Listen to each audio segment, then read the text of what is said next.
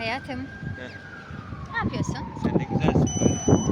Sen ne güzel bir detaysın böyle. Sen daha güzelsin. Bugün çok Maşallah. yakışıklı olmuşsun. Ama sen de çok güzelsin. Maşallah. Maşallah. Canımsın biliyorsun değil Elbisen ne mi? güzel yakışmış aşkım. Sana asılabilir miyim? Yazılayım mı Asılabilirsin sana? tabii. Çok güzel oldun değil mi? Yazılayım mı sana? Yazıl bana aşkım. Yazıl. Hmm. Seni çok seviyorum. Ben de seni çok seviyorum bir tane. Ben seni daha çok seviyorum. Yerim bak seni. Ben de seni Pıtır pıtır pıtır. yutarım. Tatlı kız. Pıtır pıtır pıtır.